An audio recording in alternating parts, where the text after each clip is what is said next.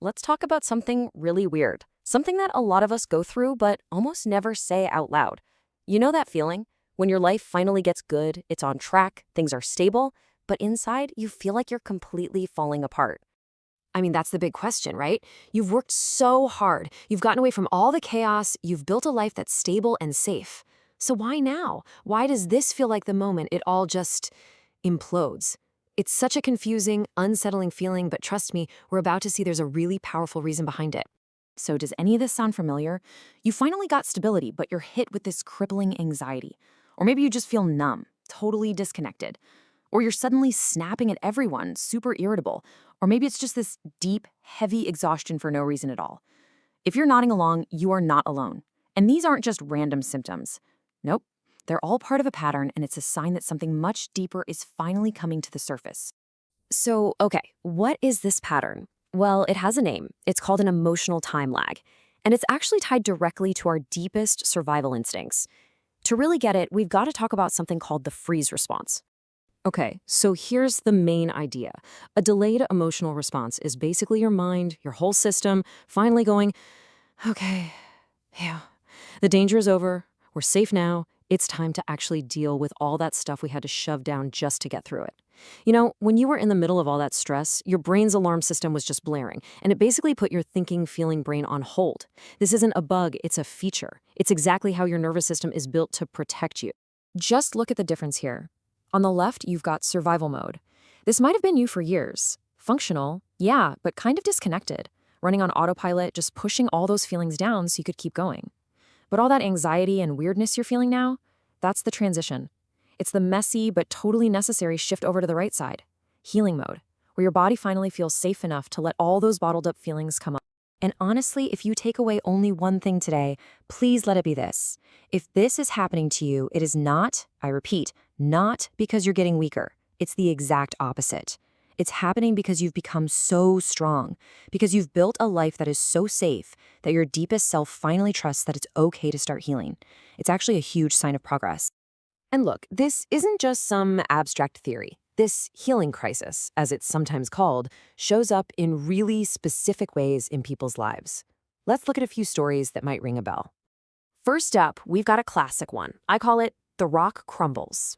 You know that person, the one who was the rock for everybody during a crisis. They held it all together, they were the strong one, but the minute the storm passes and the sun comes out, they're the one who completely falls to pieces. This quote just says it all, doesn't it? That strength they had for over a year?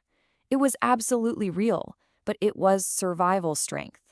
And the falling apart that happened later, that wasn't failure. That was the beginning of the real healing journey. It's the moment the emotional bill finally comes due. Okay, here's another big one. Anger that shows up late to the party. In the actual moment, when someone hurts you or disrespects you, you might feel, well, nothing. Just this weird hollow numbness. This person just nails it. That's the delay in action. Your mind freezes in the moment to protect you, right? But the feeling, the anger, it hasn't just vanished. It just waits.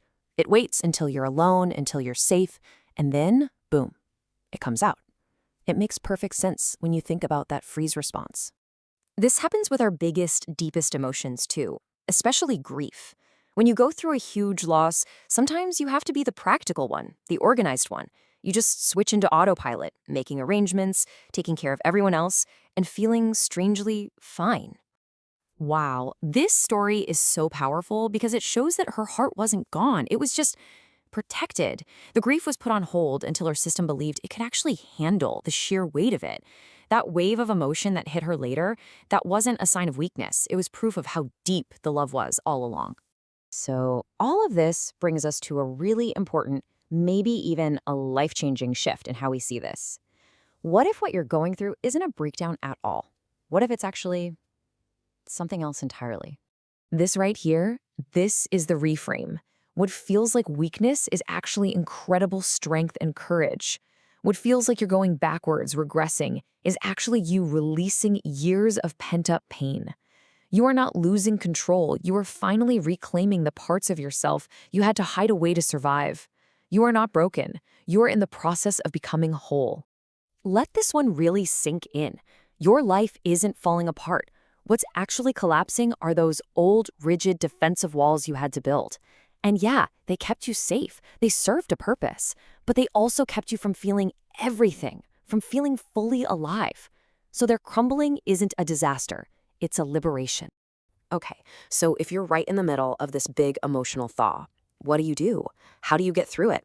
It can feel like a tidal wave, I know, but there are some really practical, gentle things you can do to support yourself through it. First, just name it. Seriously, just putting a word to the feeling, like saying, I feel grief or I feel anger, even just in a private journal. It helps your thinking brain get back in the driver's seat and takes away some of the emotion's power. 2, create a safe space. This could be a comfy chair in your house or just 10 minutes in your car where you give yourself total permission to feel whatever comes up, no judgment. 3, find your team. You do not have to do this alone. Find that friend, that partner, or a good therapist who can just sit with you and say, yeah, that makes sense. And finally, the most important one, self-compassion. This just means treating yourself with the same kindness you'd give to a friend who is really going through it. It's all about patience, not perfection. Because when you do these things, what you're really doing is giving yourself the care that maybe you didn't get when you needed it the most. You're becoming your own safe place. You're reparenting yourself with all the kindness and validation that you have always, always deserved. So I'll just leave you with this thought. It's so easy to look at this pain and think it's the end of everything you've built. But what if it isn't? What if this pain is actually the raw material for a stronger, more authentic you? What if this isn't a breakdown, but the breakthrough that is finally leading you home to yourself?